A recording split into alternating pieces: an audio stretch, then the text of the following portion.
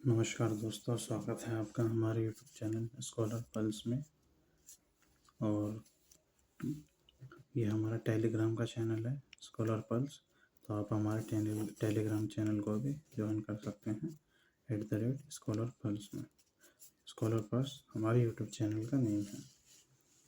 तो आज हम जो स्टार्ट करने वाले हैं वो स्ट्रक्चरल एनालिसिस की यूनिट 1 स्टार्ट करने वाले हैं। जो स्ट्रक्चरल एनालिसिस का जो कोड है, सब्जेक्ट कोड जो है वो है KCE 502, structural analysis KCE 502 according to the AKTU। ठीक है, तो यूनिट 1 स्टार्ट करने वाले हम स्ट्रक्चरल एनालिसिस का, जिसका नाम है introduction to structures. Introduction to structures जो है वो यूनिट 1 का नाम है। तो हम आज इसके बारे में पढ़ने वाले हैं, स्ट्रक्चरल एनालिसिस का यूनिट 1। स्टार्ट करते हैं। सबसे पहले क्या आता है स्ट्रक्चर की डेफिनेशन कि स्ट्रक्चर होता क्या है। System consist of several connected parts to carry support, carry करता है, सपोर्ट करता है द लोड।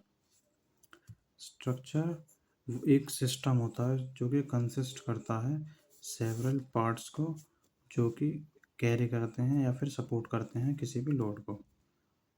अब स्ट्रक्चर के एलिमेंट्स क्या होते हैं, मतलब स्ट्रक्चर जो सेवरल पार्ट कंसिस्ट करता है वो सेवरल पार्ट्स या फिर वो एलिमेंट्स कौन कौन से होते हैं। सबसे पहले आता है tie rods, second is beam and third one is columns. तो जो एलिमेंट्स जो होते हैं टाई रॉड्स, बीम्स, कॉलम्स, ये स्ट्रक्चर के एलिमेंट्स होते हैं। अब स्ट्रक्चर होता क्या है, स्ट्रक्चर का एग्जाम्पल क्या होता है, ये स्ट्रक्चर के एग्जाम्पल होते हैं जैसे ब्रिज हो गया, बिल्डिंग हो गई, इलेक्ट्रिक टावर्स हो गए, या ट्रस कहते हैं उसे हम, जो सिविल इंजीनियरिंग की लैंग्वेज बोल सकते हो आप, ट्रस बोलते हैं उसे हम। ठीक है, एग्जाम्पल क्या होगा स्ट्रक्चर्स के, ब्रिज हो गया, बिल्डिंग, इलेक्ट्रिक टावर्स या फिर ट्रस। अब नेक्स्ट आता है हमारा सपोर्ट सिस्टम। कितने टाइप के सपोर्ट होते हैं जो कि क्या कहते हैं किसी भी स्ट्रक्चर को या कैरी करते हैं या उसके लोड को जो है वो हैंडल करते हैं। तो सपोर्ट सिस्टम कितने टाइप के होते हैं, 3 टाइप्स के होते हैं। पहला होता है roller support, second one is hinged support and third one is fixed support. ठीक है, रोलर, हिंज्ड, फिक्स्ड। ये जो होता है हमारा, ये रोलर सपोर्ट होता है। ये रोलर लगे हुए हैं, इसमें रोलर सपोर्ट है, roller support. And this one is hinged. जो रोलर सपोर्ट होता है इसमें वर्टिकल रिएक्शन आती है, सिर्फ एक वर्टिकली रिएक्शन एक आती है। और जो हिंज्ड सपोर्ट होता है, ये रहा, इसमें वर्टिकल भी आती है एक रिएक्शन और एक हॉरिजॉन्टल रिएक्शन लगती है। अब ये आप ऐसे भी लगा सकते हो, इस तरीके से भी, और ये हॉरिजॉन्टल इस तरीके से बैलेंस हो जाएगा अपना। तो जो रोलर होता है उसमें एक वर्टिकल रिएक्शन लगती है, और जो हॉरिजॉन्टल जो हिंज्ड होता है उसमें वर्टिकल भी लगती है और हॉरिजॉन्टल भी लगती है। और जो फिक्स्ड होता है उसमें वर्टिकल, जो फिक्स्ड होता है, ये फिक्स्ड सपोर्ट का एग्जांपल है। जो फिक्स्ड होता है ये फिक्स्ड सपोर्ट है ये वाला, एंड हॉरिजॉन्टल सपोर्ट लग जाती है उसमें, वर्टिकल आ जाती है, और एक उसमें मोमेंटम लग जाता है। ये हो गया मोमेंटम अबाउट ए, ये पॉइंट है, ए पॉइंट पे हॉरिजॉन्टल सपोर्ट एच हो गया और वर्टिकल सपोर्ट आर ए हो गया, और जो मोमेंटम होगा at point A M A. ये होती है हमारा फिक्स्ड सपोर्ट। नेक्स्ट आता है हमारा types of structures. Types of structure क्या होते हैं, बेसिकली 2 टाइप के स्ट्रक्चर होते हैं। एक होता है statically determinate structure and second was statically indeterminate structure. Statically determinate, statically indeterminate structures. ठीक है, जो हमने सोम में पढ़ा था, स्ट्रेंथ ऑफ मटेरियल सब्जेक्ट था हमारा, उसमें जो जितने भी हमने जो क्या कह सकते हो कि जितने भी हमने क्वेश्चन वगैरह करे होंगे, उसमें जितने भी स्ट्रक्चर्स हमने सोम में पढ़े हैं वो सारे डिटर्मिनेट स्ट्रक्चर होते हैं। ठीक है, जैसे ये रहा, इधर हिंज लग रहा है, इधर सपोर्ट है, वर्टिकल रिएक्शन, हॉरिजॉन्टल, वर्टिकल लग गया, पी पॉइंट है, ये क्यू पॉइंट है, इस पे 5 किलोमीटर का सपोर्ट लग रहा है, ये इसका 3 मीटर डिस्टेंस है, इसका 3 मीटर, टोटल 6 मीटर का डिस्टेंस है, ठीक है। यहाँ कोई 30 डिग्री पे 10 किलोमीटर मीटर का सपोर्ट लग रहा है। तो इससे इसका क्या हुआ, ये एग्जांपल बता रहा हूँ मैं आपको इसका डिटर्मिनेट स्ट्रक्चर का, ठीक है। अब हम क्या करेंगे, summation F X equal to zero, summation F Y equal to zero, summation momentum equal to zero, इन्हें सॉल्व करेंगे। इक्विलिब्रियम इक्वेशंस होती हैं ये, तो इससे ये स्ट्रक्चर सॉल्व हो जाएगा। मतलब आर पी की वैल्यू भी आ जाएगी, एच पी की भी वैल्यू आ जाएगी, आर क्यू की वैल्यू भी जाएगी। अब इन तीनों की वैल्यू आ गई। अब कोई अननोन तो इसमें लोड है नहीं, अननोन रिएक्शन तो बची नहीं। तो जो अगर इसमें तीन सारी जितनी भी अननोन रिएक्शन सॉल्व हो गई हैं, तो इसलिए हम इसे डिटर्मिनेट स्ट्रक्चर कहते हैं। जितनी भी अननोन रिएक्शन है, जितने भी अननोन लोड लग रहे हैं स्ट्रक्चर पे, अगर वो हम इन तीन इक्विलिब्रियम इक्वेशन के द्वारा निकाल सकते हैं, तो वो स्ट्रक्चर जो होता है वो डिटर्मिनेट स्ट्रक्चर कहलाता है, ठीक है। अब ये आता है डिटर्मिनेट स्ट्रक्चर होते कौन से हैं, ठीक है। Those structure whose support reaction can be easily determined by using equilibrium equation. वही बात जो मैंने अभी आपको बताई थी कि डिटर्मिनेट स्ट्रक्चर वो स्ट्रक्चर होते हैं जिनकी जो सपोर्ट रिएक्शन जो होती हैं वो इजीली डिटरमाइन कर ली जाती हैं, इजीली निकाल ली जाती हैं, किसके थ्रू, इक्विलिब्रियम इक्वेशंस के थ्रू। और जो इक्विलिब्रियम इक्वेशंस जो होती हैं वो ये तीन इक्विलिब्रियम इक्वेशंस होती हैं, summation F X equal to zero, summation F Y equal to zero and summation of momentum is equal to zero, ठीक है। अब डिटर्मिनेट स्ट्रक्चर के एग्जांपल कौन से डिटर्मिनेट स्ट्रक्चर होते हैं, ये रहे। पहला रोलर सपोर्ट, हिंज्ड सपोर्ट और fixed support, but only on one point, यहाँ एक पॉइंट लेगा। अब इसका मतलब पहले तो ये देखो, रोलर सपोर्ट क्या होता है, उसमें सिर्फ एक वर्टिकल रिएक्शन लगती है। अब अगर इस लेकिन यहाँ क्या बोल रहा है, but only on one point, सिर्फ एक पॉइंट पे कंसीडर करो, ये ए पॉइंट है, ये बी पॉइंट है, ठीक है। तो आर ए वाला कंसीडर करो, आप सिर्फ एक पॉइंट पे कंसीडर कर रहे हैं, तो हम इसका जो है वर्टिकल सपोर्ट आर ए, मतलब आर ए की वैल्यू निकाल सकते हैं, ठीक है। ऐसे हिंज्ड में आ जाएगा। अगर ये जैसे यहाँ तो रोलर लगा दिया था हमने, अब इसकी जगह यहाँ हिंज्ड हिंज्ड लगा दे रहा, ठीक है। ए पॉइंट है, ये बी पॉइंट है, हिंज्ड में क्या आ जाएगा, आर ए, और यहाँ क्या आ जाएगा, एच ए। तो हम ये भी निकाल सकते हैं। सिमिलरली फिक्स्ड में यहाँ फिक्स्ड सपोर्ट लग जाएगा हिंज्ड की जगह, ठीक है। तो ये जो रोलर सपोर्ट हो गया, हिंज्ड सपोर्ट हो गया, फिक्स्ड सपोर्ट हो गया, एक सिर्फ एक पॉइंट पर, एक पॉइंट की बात कर रहे हैं, ठीक है। तो ये जो हो जाएंगे, ये डिटर्मिनेट स्ट्रक्चर की कैटेगरी में आ जाते हैं, ठीक है, क्योंकि ये इक्विलिब्रियम इक्वेशंस है। ये रोलर, हिंज्ड और फिक्स्ड सपोर्ट वन पॉइंट में सॉल्व हो सकते हैं। अब ये जो वही दे रखा है कि summation F equal to zero, that is algebraic sum of all forces in X direction, के जितनी भी एक्स डायरेक्शन में फोर्सेज होंगी उनका sum is equal to zero ले लेंगे। और summation F Y equal to zero, algebraic sum जो होगा जितने भी फोर्सेस का वाई डायरेक्शन में, उन्हें जीरो के इक्वल ले लेंगे, ठीक है। सिमिलरली मोमेंटम के लिए समझ आएगा कि summation of momentum is equal to zero, जो एल्जेब्रिक सम होगा जितने भी मोमेंटम्स होंगे जेड डायरेक्शन में, उन्हें जीरो के इक्वल ले लेंगे, ठीक है। अब क्या होता है रियल लाइफ में, in real life we prefer only indeterminate structure, क्योंकि डिटर्मिनेट स्ट्रक्चर रियल लाइफ में पॉसिबल ही नहीं है। वरना स्ट्रक्चर, अगर डिटर्मिनेट स्ट्रक्चर पहली बात तो बन नहीं सकता, अगर किसी ने बना भी दिया तो वो बह जाएगा।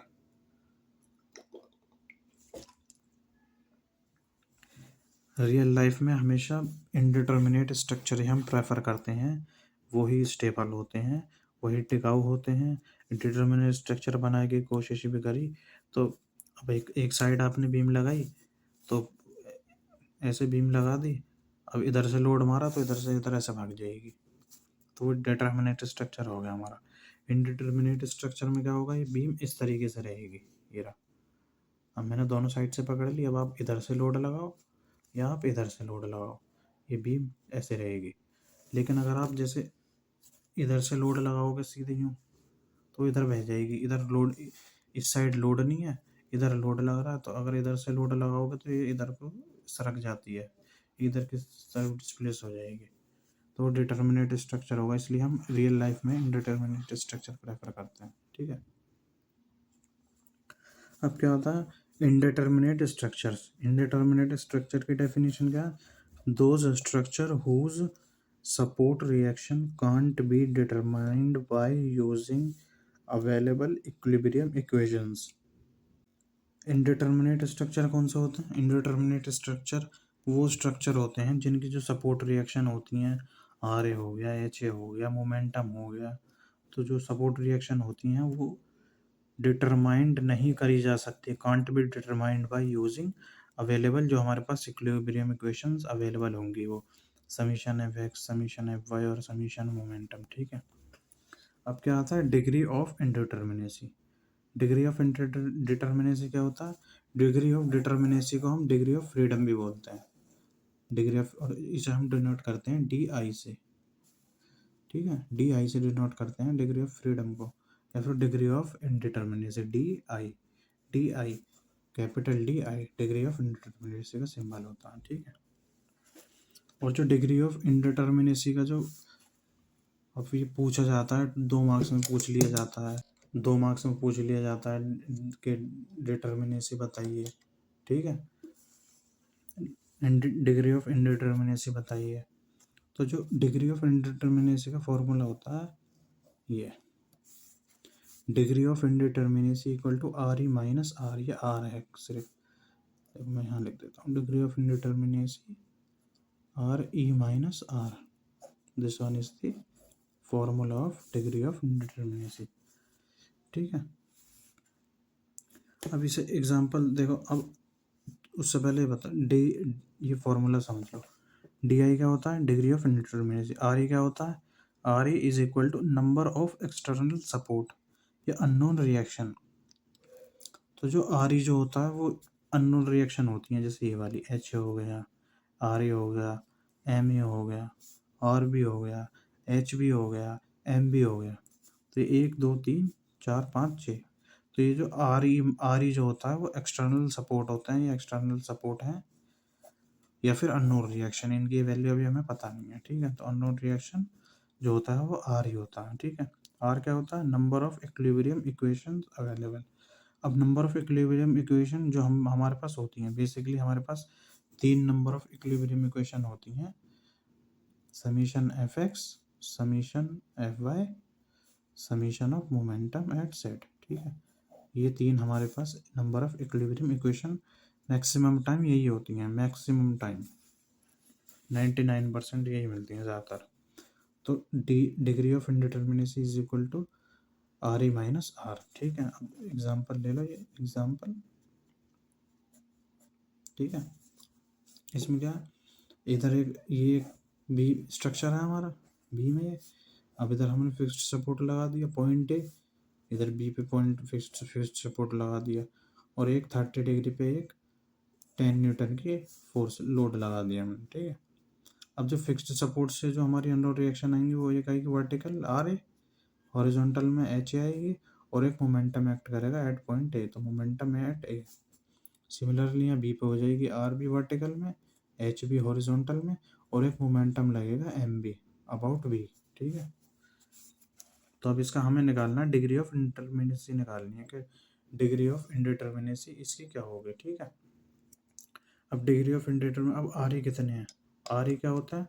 जो अननोन वाले होते हैं, कि अननोन रिएक्शन जो है वो कितने हैं। ठीक है, अब अननोन रिएक्शन इसमें कितने हैं? आर ई देखो अननोन वाले कितने हैं इसमें, 1 2 3 4 5 6। ठीक है, तो आर ए कितने हो गए? डिग्री ऑफ इनडिटर्मिनेसी का formula R E minus R, R E की वैल्यू 1 2 3 4 5 6। ठीक है, 6 हो गए अननोन रिएक्शन, 6 हो गए। और आर इक्विलिब्रियम इक्वेशन कितनी होती है हमारे पास?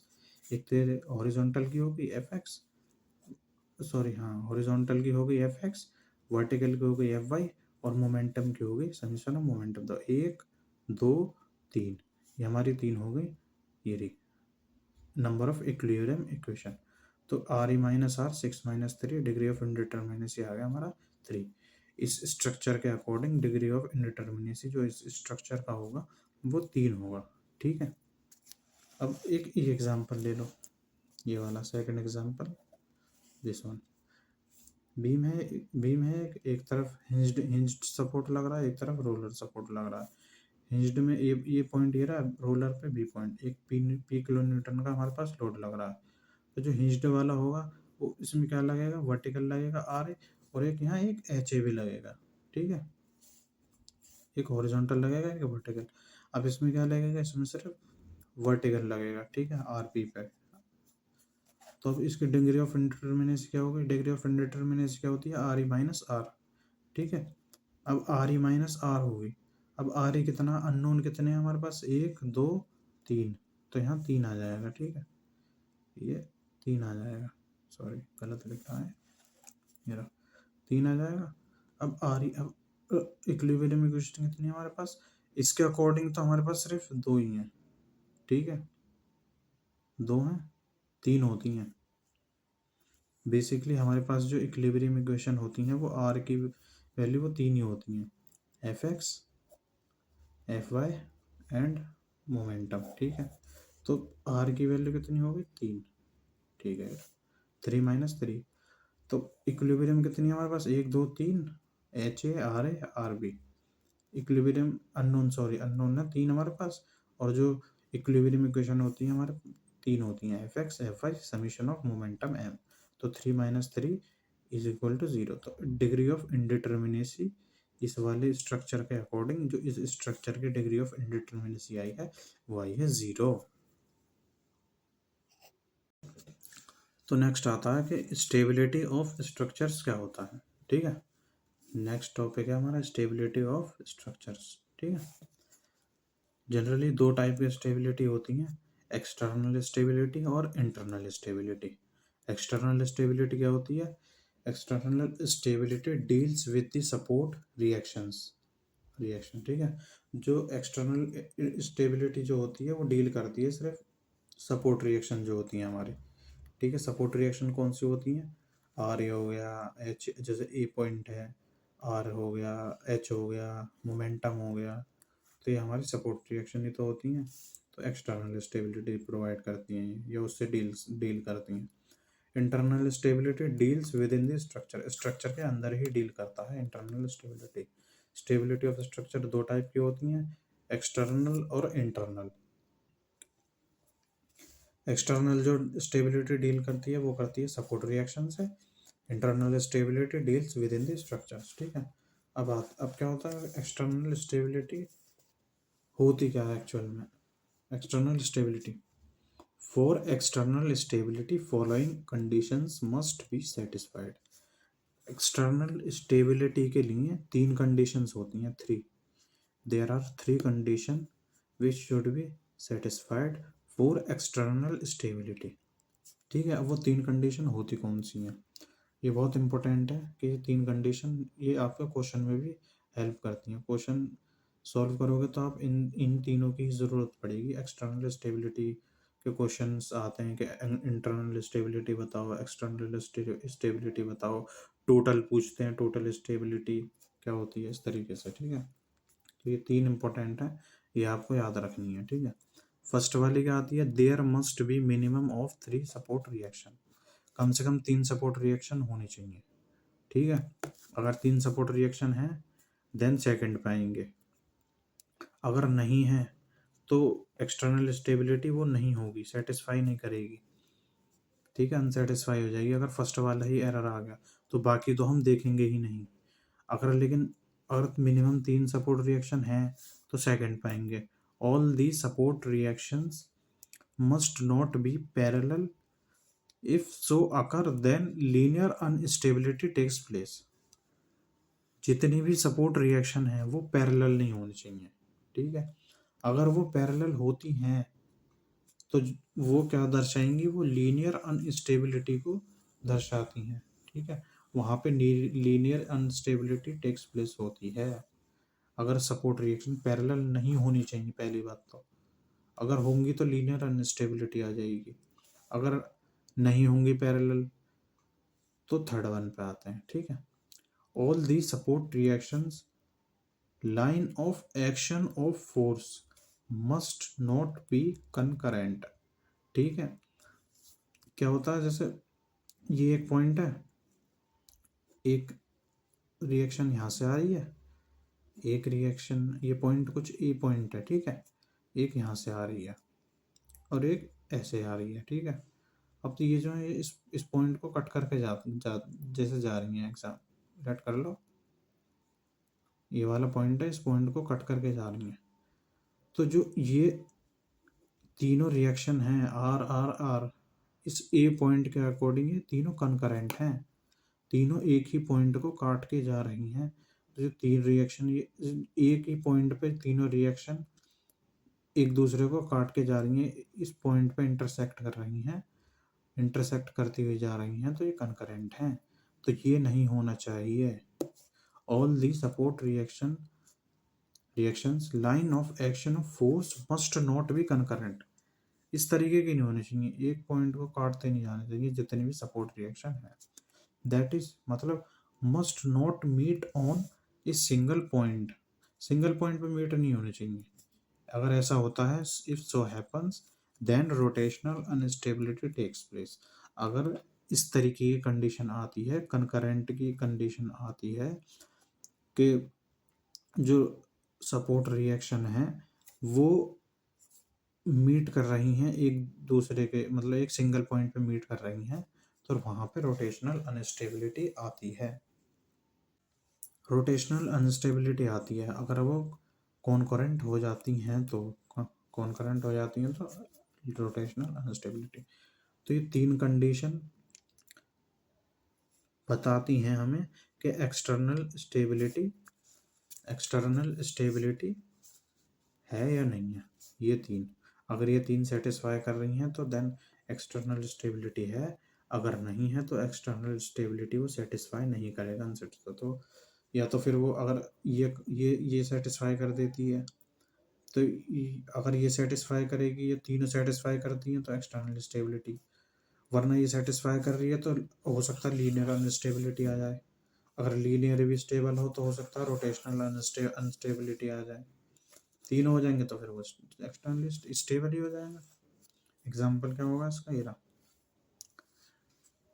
ये रोलर सपोर्ट है ये पॉइंट पे, ये स्ट्रक्चर है हमारा पहले तो, ए पॉइंट पर रोलर, बी पॉइंट पर रोलर, सी पॉइंट पर रोलर, ये पी किलो न्यूटन का कोई लोड लग रहा है। Determine whether structure is stable और नॉट। अब हमें बताना है ये स्ट्रक्चर स्टेबल है या नहीं है। तो सॉल्यूशन क्या है इसका, देखो जरा, पहले मैं देखता हूँ, A point, B point, C point, roller support है तो सिर्फ वर्टिकल आएंगे, तीनों तीनों रोलर हैं तो तीनों वर्टिकल आएंगी, R A, R B and R C, ठीक है। पी किलो न्यूटन का वर्टिकली लग रहा है। अब देखो क्या होता है इसमें, आप सोल्व करना फिर देखना आंसर, ठीक है। देखना एक बार, दिमाग लगाना, मैं बता देता हूँ फिर भी आपको। देखो क्या होता है इसमें, since all support reactions are parallel in nature, जितनी भी रिएक्शंस हैं पैरेलल हैं, जितनी भी रिएक्शन है, hence linear unstability will takes place, hence structure is unstable. अब हमें क्या करना था, हम ये तीन कंडीशन देखनी थी हमें, ठीक है। पहले तो अभी हम एक्सटर्नल स्टेबिलिटी के, ये पूछ रहा है ना कि स्ट्रक्चर स्टेबल है या नहीं है, तो हम एक्सटर्नल स्टेबिलिटी के बारे में ही देख रहे हैं बस, ठीक है। अब क्या होता है इसमें, सबसे पहले हमारी पहली पहली कंडीशंस क्या थी कि कम से कम तीन सपोर्ट रिएक्शन होने चाहिए, तीन support reaction, R A, R B, R C, तीन सपोर्ट रिएक्शन है हमारी, ठीक है। अब उसके बाद क्या था कि भैया ये तीनों पैरेलल नहीं होनी चाहिए, पैरेलल नहीं होनी चाहिए, अगर पैरेलल होती हैं तो लीनियर अनस्टेबिलिटी आती है। अब भैया ये तो तीनों वही हैं parallel, R A, R B and R C are parallel, then it occurs linear unstability, तो स्ट्रक्चर जो हो जाएगा वो अनस्टेबल हो जाएगा, ठीक है। अब देखो एक और एग्जांपल ले लेते हैं जहाँ पे ये लीनियरली सॉरी, जहाँ पे पूरा स्ट्रक्चर ही स्टेबल होगा, ठीक है। तो जैसे ये एक स्ट्रक्चर है हमारा, इसके तीन पॉइंट हो गए, A point, B point, C point, जो ए पॉइंट है इस पे क्या लग रहा है, हिंज्ड सपोर्ट लग रहा है, और सी पे लग रहा है रोलर सपोर्ट, और एक 100 किलो न्यूटन का लोड लग रहा है इस पे, ठीक है। अब क्या होगा, अब हमें बताना है कि स्टेबल है या नहीं है, स्टेबल है, स्टेबल और not. we have to find out is it stable or unstable, linearly, rotationally, everything externally देखना है हमें, ठीक है। तो पहले क्या देख के ए पॉइंट पे देखेंगे, ए पॉइंट पे क्या लग रहा है, हिंज्ड सपोर्ट लग रहा है। अब एक तो जैसे ऐसे देख लो, एक तो इसमें यहाँ ये आर ए लगेगा, और एक यहाँ से हॉरिजॉन्टल फोर्स इसमें लगेगी एच ए, ठीक है। इस तरीके से देखो आप, जैसे ये है ना, इस तरीके से देखो, ये आर ए एच ए, ठीक है। आर ए हो गया, एच ए हो गया। अब यहाँ क्या होगा, एक ये रोलर लग रहा है तो यहाँ सिर्फ आर सी आएगा, ठीक है, रोलर आएगा सिर्फ। अब देखो, ये पहली कंडीशन, मिनिमम 3 सपोर्ट रिएक्शन होना चाहिए, 1 2 3, there are 3 support reaction, then the first condition is satisfied. Now the second condition was these support reaction must not be parallel to each other, all the threes। दो कर रही हैं कोई दिक्कत नहीं, तीसरी कर रही है मानी जाएगी। अगर एक कर रही, एक ही कर रही है, एक तो खैर करेगी नहीं, कैसे, दो नहीं कर रही तो एक कैसे कर जाएगी, वो अपने आप ही नहीं कर पाएगी। अगर दो पैरेलल है, तीसरी नहीं है, तो सेकंड कंडीशन वो क्या कहते हैं, सेटिस्फाई हो जाएगी, क्योंकि तीनों ही करनी चाहिए, या तो तीनों पैरेलल हों या तीनों पैरेलल ना हो। तो यहाँ तीनों पैरेलल है, नहीं है तीनों पैरेलल, ठीक है। सेकंड कंडीशन भी हमारी सेटिस्फाइड हो गई। थर्ड कंडीशन क्या थी कि जो क्या कहते हैं, ये तीनों सपोर्ट रिएक्शन है, ये कनकरेंट नहीं होनी चाहिए। अब ये कनकरेंट है, तीनों नहीं होनी चाहिए। अगर हों तो तीनों हों, अगर तीन में से दो होती हैं, एक नहीं होती, तो सेटिस्फाई हो जाएगी कंडीशन। अगर तीन में से दो नहीं हो रही, एक हो रही है, तो भी सेटिस्फाई हो जाएगी। अब यहाँ क्या हो रहा है, यहाँ एक आर ए हो रहा है, ये एच ए, तो ये दोनों तो कनकरेंट हैं, आर ए और एच ए, ठीक है। लेकिन जो आर सी है वो कनकरेंट नहीं है, तो या तो तीनों हो, या फिर तीनों ना हो, या दो हो, या एक ना हो, ठीक है। अब यहाँ क्या, यहाँ तो दो तो कॉन्करेंट है तो एक नहीं है, तो फिर भी कंडीशन सेटिस्फाई होगी ही। होती तो कॉन्करेंट तीनों होती, अगर तीनों कॉन्करेंट हो जाती तो अनस्टेबल हो जाता। अब यहाँ क्या हुआ, 3 सपोर्ट रिएक्शन मिल गए हमें, मिल गई जी, first condition satisfied. Second condition क्या थी कि भैया तीनों पैरेलल नहीं होनी चाहिए, तीनों पैरेलल नहीं है, ठीक है, सेकंड कंडीशन भी सेटिस्फाइड। थर्ड कंडीशन क्या थी, तीनों कॉन्करेंट नहीं होनी चाहिए, तो तीनों कॉन्करेंट नहीं है, सिर्फ दो हैं, तीसरी नहीं है, तो third condition also satisfied. Structure is stable because it is satisfied all the three condition of external stability, ठीक है। तो ये भी स्ट्रक्चर जो है वो स्टेबल है, क्योंकि ये तीनों एक्सटर्नल स्टेबिलिटी कंडीशन को फुलफिल कर रहा है, ठीक है। अब आता है हमारा इंटरनल स्टेबिलिटी क्या होती है। एक्सटर्नल पढ़ लिया, अब आती है इंटरनल की बारी। इंटरनल स्टेबिलिटी के बारे में क्या बताया था कि it deals with in the structure, कि वो स्ट्रक्चर के विद इन ही डील्स करता है, ठीक है, it deals with in the structure. अब ये तीन अलग अलग डायग्राम है, ठीक है। अब तीन अलग अलग डायग्राम है, देखो फर्स्ट वाले में देखो, इसमें ये एक पॉइंट है, ये बी पॉइंट है, सी पॉइंट है, ए और सी पे फिक्स्ड लग रहा है, यहाँ हिंज लगा रखी है हमने, ये एक तरीके कह सकते हो, यहाँ पे एक पेज सा लग रहा है, जो इस क्या कहते हैं, वो फ्री मोशन होता है इसका वर्टिकल डायरेक्शन में, ठीक है। तो यहाँ क्या लग रहा है, यहाँ एक हिंज लग रही है, ये दोनों साइड क्या है, ये दोनों साइड है फिक्स्ड सपोर्ट। तो जब हम यहाँ कहीं लोड लगाएंगे, कहीं भी लोड लगाएंगे, तो जैसे यहाँ लोड लगाते हैं हम, तो इधर फिक्स है, इधर फिक्स्ड है, तो ये जब हम लोड लगाएंगे ना, तो ये नीचे नीचे नहीं जा पाएगा, नीचे जैसे ऐसे नहीं जा पाएगा, क्योंकि ये इस तरीके से है, यहाँ हिंज लग रही है, ठीक है, यहाँ हिंज लग रही है। अब आप लगाओ तो उतना नहीं जा पाएगा, हल्का बहुत तो मूव करेगा, तो जैसे पूरा जैसे नीचे इस तरीके का आ जाए ऐसे, वो नहीं होगा, ठीक है। तो कहीं ना कहीं ये स्ट्रक्चर स्टेबल है, स्टेबल होगा ये स्ट्रक्चर। सेकंड वाला क्या है, इस सेकंड वाले में क्या है, सेकंड वाले में देखो ये ए है, ये डी है, बी पे हिंज है, सी पे हिंज है। यहाँ लोड लगाओगे तब भी नहीं हिलेगा, हल्का बहुत मूव करेगा, ये ऐसे नहीं नीचे को चला जाएगा, ऐसे इस तरीके से वो नहीं हो पाएगा, इस तरीके से नहीं हो पाएगा, इस तरीके से, ठीक है। तो ये भी स्टेबल हो गया। थर्ड वन आता है, थर्ड में क्या होता है, ए पॉइंट पे फिक्स्ड है, ई पॉइंट पे फिक्स है, ठीक है, बी सी और डी पे हिंज लग रहा है हमारा, ठीक है। यहाँ का एंगल अल्फा, ये एंगल हो गया हमारा अल्फा, लेट कर लो। अब जब यहाँ लोड लगाओगे तब कुछ नहीं होगा, इधर लोड लगाओगे तब कुछ, लेकिन यहाँ जब लोड लगाओगे सी पॉइंट पे, मान लो जैसे सी पॉइंट पे लोड लगाते हो, तो जब सी पॉइंट पे लोड लगाओगे तो बी पे हिंज है, डी पे हिंज है, जब ऑटोमेटिकली इधर लगाओगे तो नीचे आ जाएगा, ये नीचे आ जाएगा, स्ट्रक्चर हो जाएगा फेल। तो स्ट्रक्चर क्या होता है, इंटरनली ये वाला अनस्टेबल हो जाएगा। इसमें यहाँ हिंज लग रहा था, लोड लगाओगे कुछ नहीं होगा क्योंकि दोनों साइड फिक्स है, और ये अकेला कुछ नहीं कर पाएगा, इधर लगाओगे तब भी, अब अगर आप फोर्स लगाते हो तब भी ये नीचे नहीं आएगा।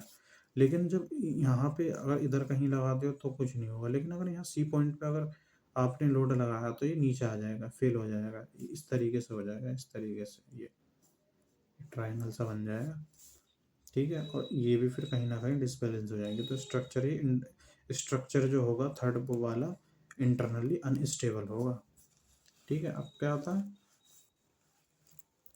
अब आता है हमारा ट्रस। ट्रस क्या होता है, for internally stability of truss. अब ट्रस, ट्रस की अगर हमें इंटरनल स्टेबिलिटी देखनी हो तो वो कैसे देखेंगे, following condition must be satisfied, ठीक है। तो ट्रस को देख, अगर हमें ट्रस क्या देखना है कि वो इंटरनली स्टेबल है नहीं है, तो उसका ये फॉर्मूला होता है m इक्वल टू 2j-3, ठीक, m equal to 2j-3 for truss की इस इंटरनल स्टेबिलिटी के लिए। अब m इक्वल टू 2j-3 होता है, अब इसमें m क्या होता है, नंबर ऑफ मेंबर्स होते हैं, 2 कांस्टेंट है, 3 कांस्टेंट है, j is the number of joints, ठीक है। अब ट्रस, ट्रस होता है कुछ इस प्रकार का, ठीक है। ये ट्रस हो गया हमारा, ये रोलर सपोर्ट है, ये हिंज्ड सपोर्ट है। तो ये जो डॉटेड जो मेंबर है, ये वाले, ये डॉटेड मेंबर जो है, ये डॉटेड पॉइंट जो है, ये क्या हो गए, हमारे हो गए जॉइंट्स, ये डॉटेड वाले हो गए हमारे जॉइंट्स। और जो ये लाइंस जो है हमारी ट्रस में, लाइंस ये वाली, ये जो लाइंस हो गई ये हमारी हो गई, ये हो गई, ये हो गई हमारी मेंबर्स, ठीक है। ये डॉटेड पॉइंट हो गए हमारे joints and the lines are हमारे मेंबर्स, ठीक है। रोलर सपोर्ट, हिंज सपोर्ट, तो ये हमारा होता है ट्रस, ये ट्रस है हमारा, ठीक है, ट्रस। अब क्या होगा इसमें, अब इंटरनल स्टेबिलिटी देखनी है हमारी, फॉर्मूला क्या है, m equal to 2j-3। M देखते हैं पहले, नंबर ऑफ मेंबर्स कितने हैं, number m equal to number of members कितने हैं, 1 2 3 4 5 6 7। नंबर ऑफ मेंबर कितने हो गए हमारे, 7। नंबर ऑफ जॉइंट्स कितने हैं जी, सॉरी, ये हो गए नंबर ऑफ जॉइंट्स हमारे, 1 2 3 4 5 6 7, ये number of joints, number of joints 7। Member के कौन से हमारे, ये वाले, 1 2 3 4 5 6 7 8 9 10 11। नंबर ऑफ मेंबर्स कितने हो गए हमारे, joints 11। Number of joint 7, number of members 11, m equal to 11, j equal to 7। फॉर्मूले में लगाएंगे m equal to 2j-3, 2 into J कितना है 7, 2 इंटू 7 -3, 2 इंटू 7 कितना होता है 14 माइनस 3 11। एम की वैल्यू क्या थी 11, तो यहाँ हमने एम की वैल्यू पुट कर दी थी 11 equal to 11। Then this truss is stable truss, internally stable होगा ये। अगर एम की वैल्यू इक्वल टू 2j माइनस 3 आ जाती है तो स्टेबल हो जाएगा। एम की वैल्यू अगर हमारी ज़्यादा आती है 2j माइनस 3 से, तो जो हमारा स्ट्रक्चर होगा वो ओवर स्टेबल होगा, और इसे हम रिडंडेंट ट्रस्ट भी बोलते हैं, REDUTANT, रिडंडेंट ट्रस्ट। ठीक है, ओवर स्टेबल अगर एम की वैल्यू कम आती है तो वो अंडर स्टेबल हो जाता है या अनस्टेबल हो जाता है एक तरह से। ठीक है, तो ये क्वेश्चन है मेरे पास, आप चाहो तो वीडियो को पॉज कर लेना, आंसर मत देखना क्योंकि इसमें लिख रहा है आंसर, आप सिर्फ यहाँ ध्यान देना अगर आप खुद से करना चाहते हो, वरना मैं तो बता ही दूंगा, वैसे भी देख लोगे आप। ठीक है, खुद ट्राई करके देखना एक बार। क्वेश्चन क्या है, find the stability of truss, कि एक हमारे पास स्ट्रक्चर है, ठीक है, इधर रोलर लग रहा है, इधर रोलर लग रहा है, इधर रोलर लग रहा है। अब हमें क्या करना है, ये ट्रस है हमारा, अब हमें क्या निकालनी है इसकी इसकी हमें ओवरऑल स्टेबिलिटी निकालनी है। ठीक है, एक्सटर्नल भी निकालनी है इसकी, इंटरनल भी निकालनी है, एक्सटर्नल भी निकालनी है हमें इसकी, ठीक है, और इंटरनल भी निकालनी है हमें इसकी। एक्सटर्नल के लिए क्या बोला था मैंने, वो 3 कंडीशन, वो 3 कंडीशन देखना सेटिस्फाई होती हैं कि नहीं। कौन कौन सी वो 3 कंडीशन, वो पहली तो 3 रिएक्शन होनी चाहिए, कनकरेंट नहीं होनी चाहिए, पैरेलल नहीं होनी चाहिए। ठीक है, उससे हमारी एक्सटर्नल इंस्टेबिलिटी या स्टेबिलिटी फाइंड आउट कर लोगे आप। और जो इंटरनल स्टेबिलिटी जो थी उसका मैंने अभी फॉर्मूला बताया था, m equal to 2j minus 3। ठीक है, ये होता है formula, m equal to 2j minus 3। अब इसकी एक्सटर्नल कैसे निकालेंगे, जल्दी जल्दी देख लेते हैं। एक आर इधर होगा, एक आर इधर होगा, और एक आर इधर होगा इस तरफ, 3 रिएक्शन हो गई। एक्सटर्नल स्टेबिलिटी की पहली वाली कंडीशन सेटिस्फाइड। अब सेकंड वाली क्या थी, सेकंड वाली थी कि पैरेलल नहीं होनी चाहिए। ठीक है, पैरेलल है, पैरेलल नहीं है पैरेलल, सेकंड कंडीशन भी सेटिस्फाई हो रही है। थर्ड वाली कंडीशन क्या थी, थर्ड वाली ये थी कि भैया कौन करंट नहीं होनी चाहिए, एक पॉइंट सिमिलर पॉइंट पे इंटरसेक्ट नहीं होनी चाहिए, मीट नहीं करनी चाहिए। अब यहाँ क्या सीन हो रहा है, इस पॉइंट पे जो ये पॉइंट है, ये पॉइंट पी पॉइंट मान लेते हैं इसे, इस पी पॉइंट पे आर भी मीट कर रहा है, ये वाला आर भी मीट कर रहा है, और जो नीचे से आर आ रहा है ये भी मीट कर रहा है, तो इस पॉइंट पे तीनों आर मीट कर रहे हैं। जब तीसरी कंडीशन क्या हो गई हमारी, अनसेटिस्फाइड हो गई, तो ये एक्सटर्नली अनस्टेबल हो गया, एक्सटर्नली स्ट्रक्चर इज अनस्टेबल। और कैसा होगा ये, रिजिड रोटेशनली अनस्टेबल। कैसे, क्या बताया था मैंने, जो थर्ड कंडीशन में क्या थी, अगर मीट हो जाते हैं तो रोटेशनली अनस्टेबल हो जाएंगे, तो ये क्या रोटेशनली अनस्टेबल हो गया, तो एक्सटर्नली तो अनस्टेबल होता है। अब इंटरनली देख लेते हैं, इंटरनल के लिए क्या होता है, m equal to 2j minus 3, internal stability. अब m equal to 2j minus 3, m की वैल्यू देख लेते हैं कितने मेंबर कितने, 1 2 3 4, ठीक है, 5 6 7 8, पूरा ये 8 9 10 11 12 13 14 15 16, एम की वैल्यू आ गई हमारी 16, नंबर ऑफ मेंबर है 16। अब जे की वैल्यू देख लेते हैं, जे की वैल्यू क्या है, नंबर ऑफ जॉइंट कितने हैं, 1 2 3 4 5 6 7 8 9, नंबर ऑफ जॉइंट्स आ गए हमारे 9।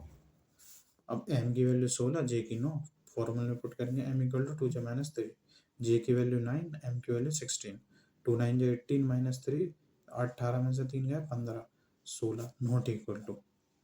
अब यहाँ क्या आ रहा है, m ग्रेटर देन आ रहा है 2j माइनस 3 से, देखा, देखो ये रहा, जो m जो आ रहा है हमारा ग्रेटर देन आ रहा है 2j माइनस 3 से, 16 is not equal to 15, 16 is greater than 15। तो यहाँ जो स्ट्रक्चर जो होगा ये रिडंडेंट स्ट्रक्चर होगा, ये ओवरऑल स्टेबल होगा, ओवर स्टेबल होगा, सॉरी, ओवरऑल नहीं, ओवर स्टेबल होगा। क्योंकि number of members greater than है 2j-3 से, तो रिडंडेंट ट्रस्ट भी बोल सकते हैं इसे हम, और ये ओवर स्टेबल भी होगा। अब क्वेश्चन क्या बोल रहा था कि भैया ओवरऑल, ओवरऑल बताइए ओवरऑल स्टेबल है या नहीं है। अब एक्सटर्नली तो क्या है, ट्रस्ट अनस्टेबल है। इंटरनली क्या है, इंटरनली ओवर स्टेबल है, ज़्यादा स्टेबल हो गया। तो unstable plus over stable is equal to unstable ही रहेगा। दोनों स्टेबल होंगे तभी स्टेबल होगा। अगर ये स्टेबल हो जाता, ये ओवर स्टेबल हो जाता, तो भी स्टेबल हो जाता, ओवर स्टेबल हो जाता तब भी। लेकिन सारी बात छोड़ो, तुम ये देखो एक्सटर्नली वो ट्रस्ट अनस्टेबल है, तो ओवरऑल भी वो अनस्टेबल ही रहेगा। दोनों स्टेबल होने चाहिए तभी स्ट्रक्चर स्टेबल होगा, वरना नहीं होगा। ठीक है, नेक्स्ट आता है हमारा indeterminacy of a structure. Very important question, ये very important topic. Indeterminacy of structure बहुत इंपॉर्टेंट है एग्जाम पॉइंट ऑफ व्यू से, आपके एग्जाम में आएगा एक क्वेश्चन इसमें से। दो इनडिटर्मिनेसी ऑफ स्ट्रक्चर जो होते हैं वो दो टाइप्स के होते हैं।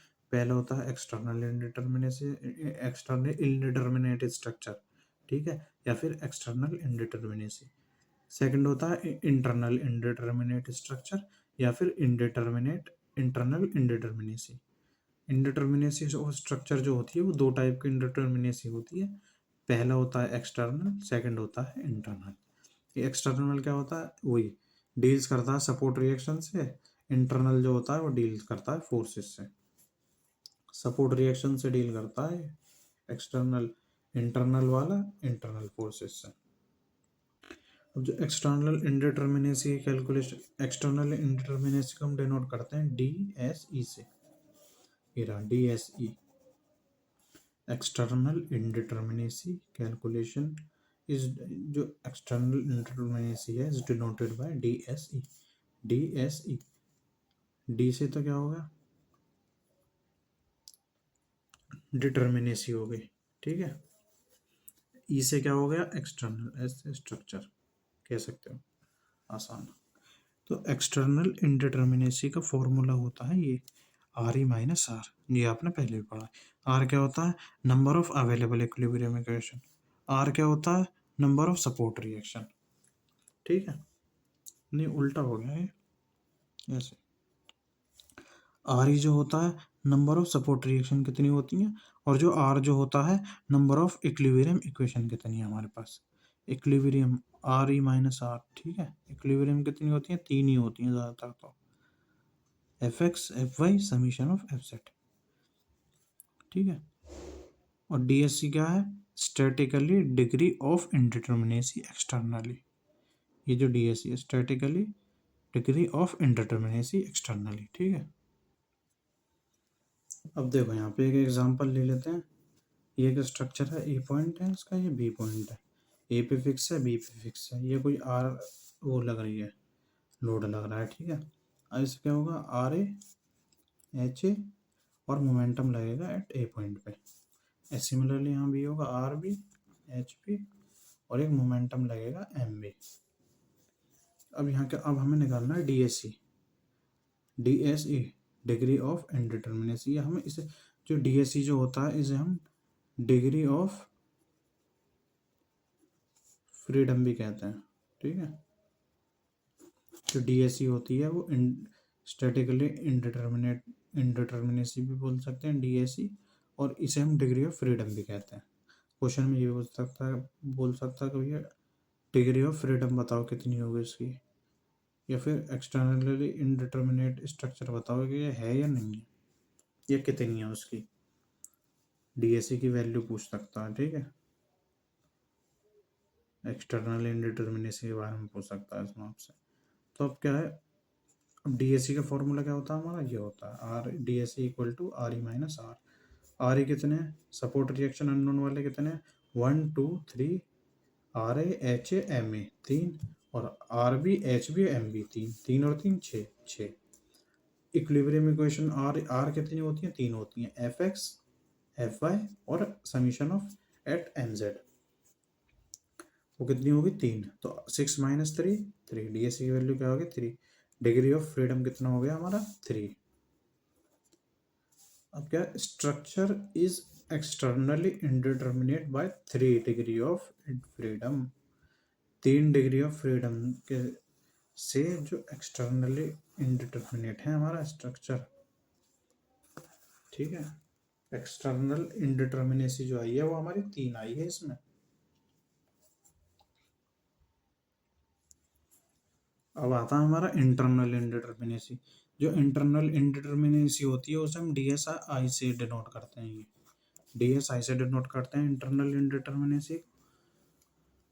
पहला क्या होता है, बीम के केस में क्या होता है, बीम के केस में there is no internal indeterminacy for beams, beam के लिए कोई इंटरनल इंडिटरमिनेसी होती नहीं है, बीम में नहीं होती इंटरनल इंडिटरमिनेसी, ठीक है। सेकंड क्या होता है, ट्रस, ट्रस के केस में इंटरनल क्या, डीएसआई है ना, इंटरनल इंडिटरमिनेसी ट्रस के केस में क्या होती है, M minus bracket 2j-3, M minus bracket, bracket लगा देना, क्योंकि जब ब्रैकेट हटाओगे तो ये माइनस प्लस में बन जाएगा, तो M minus bracket 2j-3 DSI in case of truss. Truss के केस में इंटरनल इंडिटरमिनेसी की जो वैल्यू होती है, फॉर्मूला जो होता है वो ये होता है, M equal to 2j-3 number of internal indeterminacy होता है। यहाँ क्या माइनस है, यहाँ DSI की वैल्यू निकल जाएगी इससे, एम माइनस 2j-3 से, ठीक है। अब ये होगा ट्रस का केस। अब क्या आता है हमारा, अब फ्रेम के केस में क्या होगा, अगर हमारा फ्रेम दे रखा हो, फ्रेम कुछ इस तरीके का होता है, ठीक है। इधर कुछ नहीं है, ये शायद सिंपल है, ठीक है। फ्रेम के केस में क्या होता है, फ्रेम के केस में होता है D S I is equal to 3 × C, D S I is equal to 3C। अब C क्या होता है, C is equal to number of closed loops. Closed loop क्या, जैसे ये कोई स्ट्रक्चर है, ठीक है, ये इसका एक मेंबर, ये मेंबर हो गया, ये मेंबर हो गया, ये मेंबर हो गया, ये मेंबर हो गया, रोलर हिंज, ये मेंबर हो गया। अब लूप कहाँ बन सकता है, लूप कैसे है, ये loop, close loop, closed loop, तो क्लोज्ड लूप तो सिर्फ एक ही नहीं है, ये रहा क्लोज्ड लूप यही है, यहीं से वापस आ गए इसमें। अब यहाँ तो क्लोज लूप है नहीं, ये तो ओपन है, इधर से गया ऐसे ऐसे, इधर नहीं है कुछ, तो ये क्लोज लूप नहीं है। इधर है क्लोज लूप, ये बंद है चारों तरफ से, तो एक लूप है ना, एक वन लूप है, यहाँ पे कितने लूप है, एक लूप है। अगर जैसे ये भी बता, इधर से ऐसे लाइन होती तो 2 लूप हो जाते, 1 2, सी की वैल्यू क्या हो जाती है, यहाँ 2 हो जाती। अब फिलहाल के लिए यहाँ सी की वैल्यू क्या है 1, क्योंकि सिर्फ यहाँ पे एक लूप है, 1 लूप, ठीक है। अब स्पेशल केसेस क्या, स्पेशल केसेस आते हैं इसमें, for frames only, frames only में क्या होगा, फर्स्ट फर्स्ट केस क्या होगा इसमें हमारा, if sum of members are hybrid in nature. Hybrid क्या होता है, हाइब्रिड मतलब इंटरनल हिंज हो, या बीच में लिंक लग रहा हो, या गाइडेड रोलर हो। इंटरनल हिंज कैसे, अगर मैं यहाँ ऐसे इंटरनल हिंज लगा दूँ, ठीक है, या लिंक को लगा दूँ मैं, या फिर यहाँ पे कोई गाइडेड रोलर लगा दूँ बीच में इसके, तो यहाँ लूप तो है, लेकिन यहाँ एक हाइब्रिड ने, ये हाइब्रिड है नेचर में, मतलब यहाँ इंटरनल हिंज आ रहा है, या लिंक आ रहा है, या गाइडेड रोलर आ रहा है। तो उसके केस में क्या होगा, अगर हिंज वगैरह आ जाता है कि लूप भी है हमारा और उसमें वो भी है, क्या कहते हैं, इंटरनल हिंज या लिंक वगैरह भी है, उसके केस में जो डी एस आई का फॉर्मूला होगा वो बन जाएगा ये, D S I is equal to 3C minus R dash, R dash. और बिना उसके इंटरनल हिंज के केस में क्या था, D S I equal to 3 × C, और इसके केस में क्या आ जाएगा, D S I equal to 3C minus R dash. C is the number of closed loop, R dash का number of internal reaction released, के नंबर, कितनी number of internal reaction release हो रही हैं। अब आर डैश का formula होता है, आर डैश का फॉर्मूला क्या होता है, आर डैश का फॉर्मूला ये होता है, R dash equal to summation M dash -1, R dash is equal to summation M dash -1। M dash क्या होता है, M dash is equal to number of members meeting at hybrid joint, ठीक है। Number of members, members क्या होता है, ये जो लाइन लाइन जो बताई थी मैंने आपको कि लाइन जो होती है नंबर ऑफ मेंबर होते हैं, और ये पॉइंट होते हैं नंबर ऑफ जॉइंट होते हैं। एम डैश क्या होता है, नंबर ऑफ मेंबर्स हैं, कितने मीटे हो रहे हैं वो हाइब्रिड जॉइंट पे। हाइब्रिड जॉइंट कौन सा होता है, जहाँ पे इंटरनल हिंज लिंक वगैरह लगा हो। जैसे यहाँ पे एग्जांपल ले लो, जैसे यहाँ पे, वैसे तो है नहीं, मैं बता रहा हूँ आपको, ये एक इंटरनल हिंज लग रही है फॉर एग्जांपल। अब कितने नंबर ऑफ मेंबर्स मीट हो रहे हैं हाइब्रिड जॉइंट, ये एक हाइब्रिड जॉइंट हो गया। अब इस पे कितने मेंबर जॉइंट हो रहे हैं, एक ही हो रहा है और एक ही हो रहा है, तो यहाँ दो मेंबर हो गए, दो मेंबर हाइब्रिड जॉइंट पे मीट हो गए, ठीक है। तो वही क्या है, तो M dash minus one D S I is equal to three C minus R dash. अब आर डैश का फॉर्मूला क्या होगा, summation of M dash minus one, ठीक है। अब क्वेश्चन, इसका ये मैं क्वेश्चन देता हूँ आपको, इसका आप क्वेश्चन ट्राई करना एक बार, ठीक है। ये रहा, ये एक स्ट्रक्चर है, यहाँ एक हाइब्रिड जॉइंट है, इंटरनल हिंज लगा हुआ है, ये एक फिक्स्ड पॉइंट है, यहाँ फिक्स्ड सपोर्ट लग रहा है, ये B A B C D E D E F, एक एक तो यहाँ हाइब्रिड जॉइंट है, एक यहाँ हाइब्रिड जॉइंट है। अब इसकी आप डी एस आई की वैल्यू निकालना कितनी आ रही है, ठीक है, खाली डी एस आई निकालना आप। तो डी एस आई निकालेंगे कैसे, डी एस आई का फॉर्मूला क्या होता है, three C minus R dash, ठीक है, three C minus R dash. अब आर डैश का फॉर्मूला क्या होता है, आर डैश होता है हमारा summation of M dash minus one, summation of M dash minus one, ठीक है। अब ब्रैकेट लगाओ, M dash minus one, M dash क्या होता, क्या होता, हाइब्रिड जॉइंट पे कितने मेंबर मिल रहे हैं, one two, two minus one, summation है तो प्लस, एक हाइब्रिड जॉइंट ये भी तो है, यहाँ कितने मेंबर मिल रहे हैं इस पॉइंट पे, वन टू थ्री, तो थ्री माइनस वन, ऐसे करना है, two minus one one, three minus one two, two plus one three, तो आर डैश की वैल्यू कितनी आ गई हमारी, थ्री, ठीक है, आर डैश की वैल्यू थ्री आ गई हमारी। अब इसमें पुट करेंगे, D S I is equal to three C minus R dash. अब सी देख लेते हैं पहले, C number of closed loop कितने हैं, यहाँ है क्लोज्ड लूप, इधर से गए, ऐसे गए, इधर से गए, रास्ता खत्म, इधर कुछ नहीं है, क्लोज्ड लूप नहीं है, यहाँ से गए इधर, इधर गए, इधर गए, इधर गए, ये चारों तरफ से वैसे तो बंदे ये हिंजी तो लग रहा है, वैसे क्लोज्ड लूप कंसीडर करा जाएगा। तो यहाँ कितने क्लोज्ड लूप हैं, एक, तो सी की वैल्यू होगी वन, ठीक है। तो थ्री इंटू वन, सी की value one, minus R dash की वैल्यू कितनी निकाल ली थी हमने, थ्री, तो three minus three D S I, तो डी एस आई की वैल्यू आ गई हमारे यहाँ ज़ीरो, ठीक है। डी एस आई क्या था, three C minus R dash की वैल्यू निकाली summation M dash minus one, R dash की वैल्यू हमारी यहाँ थ्री आ गई थी, तो डी एस आई में पुट कर दी, सी क्या था, सी की वैल्यू यहाँ सिर्फ एक क्लोज्ड लूप है, वन लूप है, तो सी की वैल्यू वन आ गई, तो डी एस आई में पुट कर दिया इस फॉर्मूले में, three C minus R dash में, तो थ्री माइनस थ्री हमारी ज़ीरो आ गया। अब आता है हमारा काइनेमेटिक इंडिटरमिनेसी, स्टैटिक पढ़ लिया, अब आता है काइनेमेटिक इंडिटरमिनेसी। काइनेमेटिक इंडिटरमिनेसी क्या होता है, it is a number of independent displacement at all joint in a structure. Independent मतलब free, it is a number of free displacement at all joints in a structure, ठीक है। तो कितने number of free displacement हो सकते हैं किसी भी पर्टिकुलर जॉइंट पे, किसी भी स्ट्रक्चर में, फ्री मतलब वो मूव मूव कर सकता है, डिस्प्लेस हो सकता है इंडिपेंडेंटली एक पर्टिकुलर पॉइंट पे। ये कोई बीम है, इस पर्टिकुलर पॉइंट पे कोई सपोर्ट लग रहा है, तो ये जैसे कितनी उसमें इंडिपेंडेंटली किस किस डायरेक्शन में वो क्या कहते हैं डिस्प्लेस हो सकता है, वो मूव कर सकता है। अब इसमें केसेस क्या होता है, for two D pin jointed truss, कोई two D pin jointed truss है, मतलब हिंज्ड वाला है, पॉसिबल डिग्री ऑफ फ्रीडम और नंबर ऑफ इंडिपेंडेंट डिस्प्लेसमेंट कितना होंगे, टू, ये बीम है, ये हिंज्ड लग रहा है, इस एच में करेगा और आर में करेगा, ठीक है। डिग्री ऑफ फ्रीडम कितनी होगी इसकी, टू, मोमेंटम तो होगा नहीं इसका, तो पिन जॉइंटेड ट्रस में number of independent displacement del X और डेल वाई, या तो एक्स डायरेक्शन में independent number of independent displacement होगा या वाई वाई डायरेक्शन में होगा। तो इसमें क्या हो जाएगा, इसकी वैल्यू आ जाएगी 2D के केस में। ये ट्रस के केस में 2D, ट्रस के केस में 2D। पिन जॉइंटेड फ्रेम के केस में क्या होता है, पॉसिबल डिग्री ऑफ फ्रीडम या फिर और नंबर ऑफ इंडिपेंडेंट डिस्प्लेसमेंट कितनी होगी, 3। डेल एक्स में भी हो जाएगा वो, डेल वाई में भी हो जाएगा और डेल जेड में भी हो जाएगा, थीटा जेड मतलब जेड डायरेक्शन में।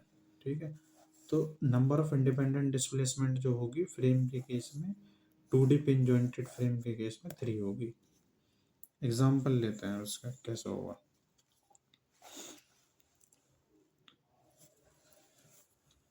इसका देखते हैं, ये इलास्टिक है, डिफॉर्मेबल बॉडी है, रिजिड है, ये प्लास्टिक बॉडी है। इलास्टिक डिफॉर्मेबल बॉडी के केस में क्या होगा, फिक्स्ड पॉइंट है, एक कैंटिलीवर बीम है, ये 30 किलो न्यूटन का लोड लग रहा है 45 डिग्री पे। इस पॉइंट पे देखते हैं, इस पॉइंट पे काइनेमेटिक इंडिटर्मिनेसी को हम डिनोट करते हैं डी के से।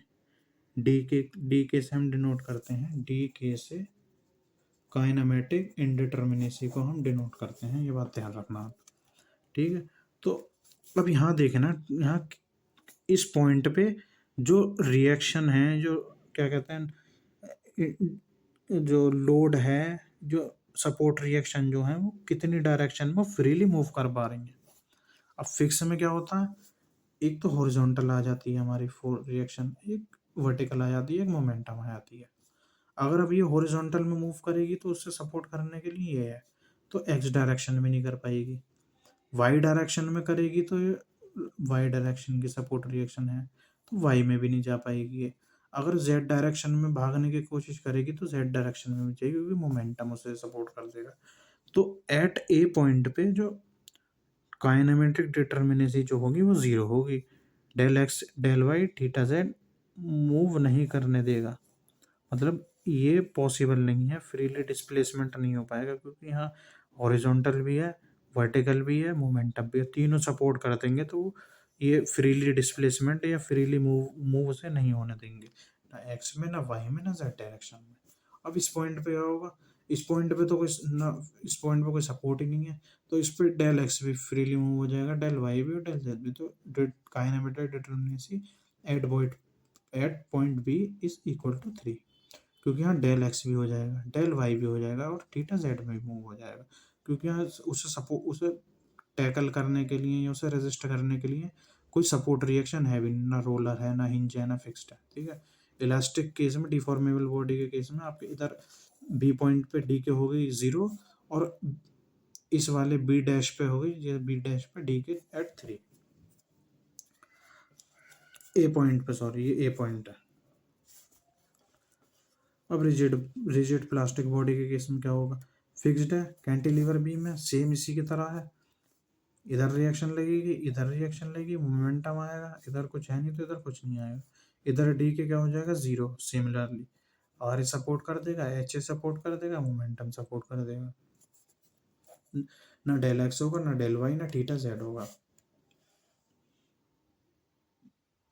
इधर क्या होगा, इधर डेल एक्स नहीं हो पाएगा, है ना, क्योंकि ये रिजिड बॉडी है, प्लास्टिक बॉडी है, इसमें क्या है, डिफॉर्म हो सकती थी, डिफॉर्मेबल थी, ये नहीं है।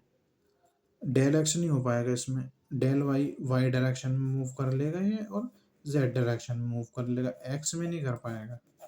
ठीक है, क्योंकि रिजिड बॉडी है, एक्स में नहीं कर पाएगा, ये से सपोर्ट कर देगा जहाँ तक है, तो डेल एक्स में नहीं करेगा, तो इसकी काइनेमेटिक डिटर्मिनेसी इसकी 2 आ जाएगी।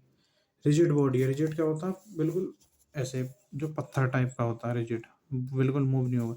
डिफॉर्म में क्या है, इलास्टिक होगी, ये इजीली बैंड हो जाएगा एक तरह से, इलास्टिक। तो इसमें तो एक्स एक्स एक्स जो है, जो डेल एक्स है वो मूव कर लेगा, इसमें नहीं कर पाएगा, इसमें डेल वाई और डेल जेड कर लेगा। ठीक है, वही है। अब क्या होता है, स्पेशल केसेस आते हैं फ्रेम्स के, फ्रेम के केस में कुछ स्पेशल केसेस हैं, वो क्या होता है देख लेते हैं। If sum of members are rigid, अगर कुछ मेंबर्स रिजिड हैं, then axial displacement will not be consider, तो एक्सियल डिस्प्लेसमेंट मतलब एक कह लो कि जो एक्स डायरेक्शन में जो डिस्प्लेसमेंट होगी वो कंसिडर नहीं करी जाएगी।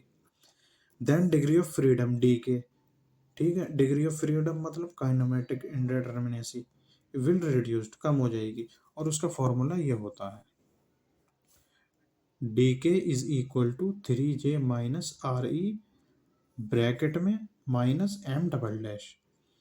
अगर सब मेंबर्स रिजिड हैं, कुछ मेंबर रिजिड हैं, ठीक है, तो एक्सियल डिस्प्लेसमेंट कंसीडर नहीं करेंगे हम, तो डिग्री ऑफ फ्रीडम का फॉर्मूला उस केस में रिड्यूस हो जाएगा, तो उसका फॉर्मूला ये हो जाएगा 3J minus R E bracket minus double M dash, ठीक है।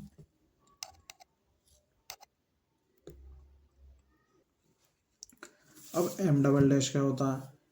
एम डबल डैश हो गया number of axially rigid member के, कितने number of axially rigid member हैं, रिजिड मेंबर कितने हैं एक्सियली, उनके कितने कितने होंगे नंबर। जे क्या हो गया number of joint, R A क्या होगा number of support reaction, D क्या हो गया काइनेमेटिक इंडिटर्मिनेसी और काइनेमेटिक डिग्री ऑफ फ्रीडम, ठीक है। सेकंड केस क्या आता है हमारा इसमें? सेकंड केस आता है हमारा if in a rigid frame if sum of joints are hybrid, hybrid मतलब लिंक है, सपोर्ट या इंटरनल हिंज है वो, then additional degree of freedom will be available. Rigid frame के केस में ही अगर कुछ जॉइंट सम जॉइंट्स हाइब्रिड हैं तो उसमें एडिशनल डिग्री ऑफ फ्रीडम हमें अवेलेबल होगी।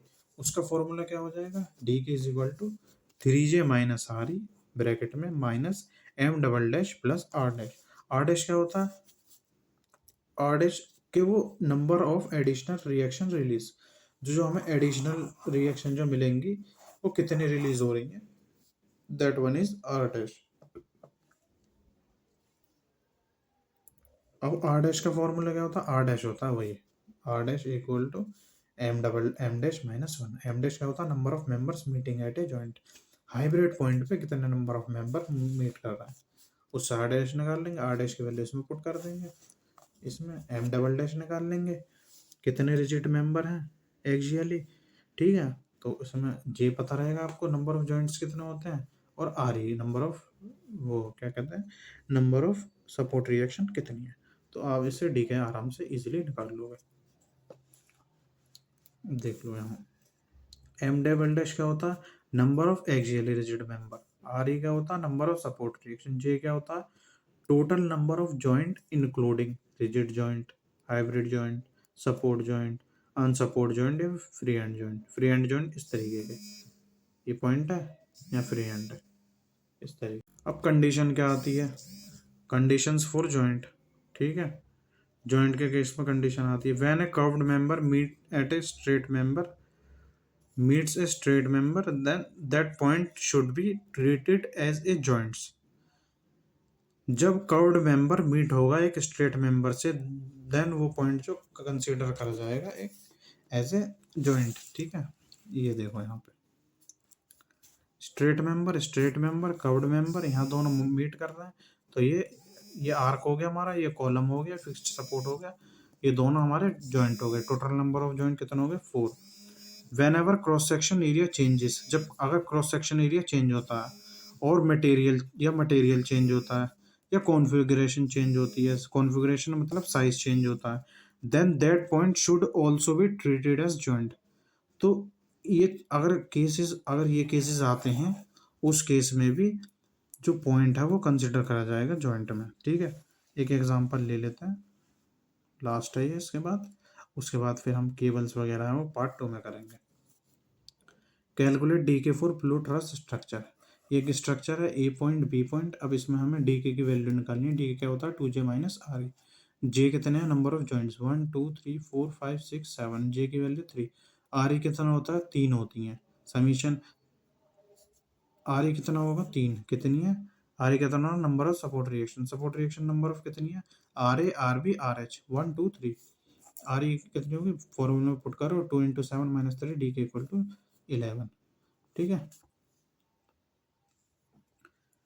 अगर आप चाहो तो ये क्वेश्चन ट्राई कर सकते हो, ये क्वेश्चन बहुत इजी क्वेश्चन है, इम्पोर्टेंट क्वेश्चन है, शायद एग्जाम में भी आया हुआ है, तो ये क्वेश्चन आप ट्राई करके देखना।